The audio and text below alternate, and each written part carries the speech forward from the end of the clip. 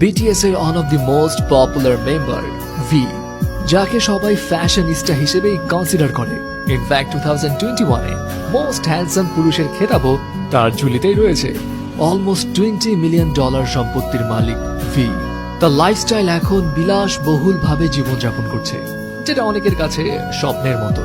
In fact V এর কাছেও একটা সময় তার এই লাইফস্টাইলটা স্বপ্নের মতোই ছিল, কারণ ভি যেই ফ্যামিলি ব্যাকগ্রাউন্ড থেকে উঠে এসছে সেখানে এমন বিলাসবহুল লাইফস্টাইলের কথা আসলেই কেউ ভাবে না।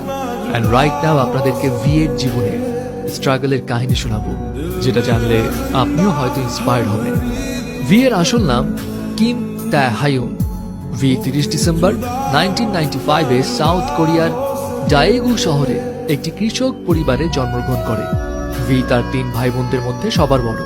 তার পরিবারের ফিনান্সিয়াল অবস্থা খারাপ হওয়ার কারণে ভি এর বাবা মা দুজনেই কৃষিকাজ করতেন।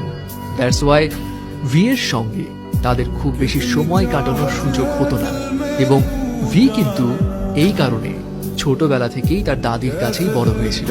ভি এক ইন্টারভিউতে জানিয়েছিল তার দাদি তাকে 14 বছর ধরে লালন পালন করেছে, এবং তার দাদি তার অনেক কাছের একজন মানুষ ছিলেন।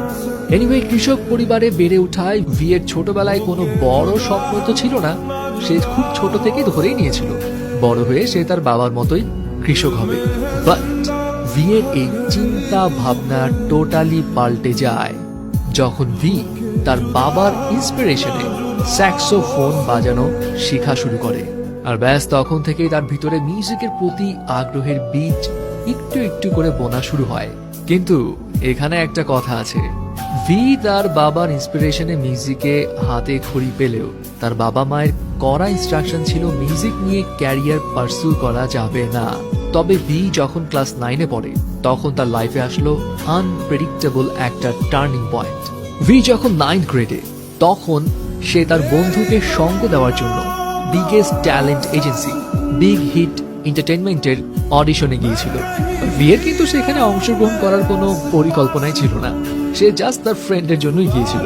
কিন্তু হঠাৎ করে বিগ হিট এন্টারটেইনমেন্টের একজন সদস্য ভি কে ওই শোতে পার্টিসিপেট করতে বলে। ভি অংশগ্রহণও করে। সারপ্রাইজিং বিষয় হচ্ছে, যেই মানুষটার পার্টিসিপেট করার কোনো প্ল্যানই ছিল না সেই মানুষটাই একমাত্র পুরো শহর জুড়ে সিলেক্ট হলো।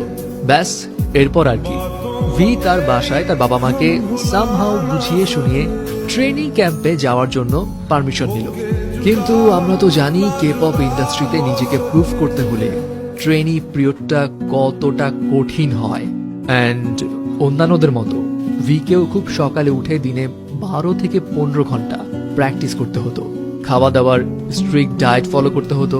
ফ্যামিলির সঙ্গে যোগাযোগও ছিল লিমিটেড, এবং ট্রেনিং এর এই কঠিন পরিস্থিতি দেখে ভি এক পর্যায়ে ডিসাইড করে নিয়েছিল সে গিভ আপ করে ফেলবে।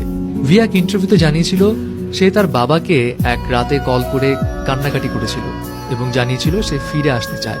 তার বাবা তখন ভিকে একটা কথাই বলেছিল, ফিরে আসতে চাইলে আসতে পারো, এখানে তোমার জন্য আরো অনেক সহজ কাজ আছে। ভি জানায় তার বাবার ওই কথাটাতে সে কিছুটা ইম্বারেস ফিল করেছিল। অ্যান্ড এরপর সে ডিসিশন নিল যত কষ্টই হোক সে যেই টার্গেট নিয়েছে সেটার শেষ পর্যন্ত দেখেই ছাড়বে। আর 3 বছর কঠোর পরিশ্রমের পর ফল পেল ভি। 2013 সালে ভি বিটিএস ব্যান্ডে ডেবু করে। আর এখন তো আমরা সবাই জানি এই কৃষকের ছেলে কোন লেভেলে পৌঁছে গেছে। সো ভিউয়ার্স, বিটিএস এর মেম্বার ভি এর এই জীবন কাহিনী আপনার কাছে কেমন লাগলো, এবং এটা যদি সামহাউ আপনাকে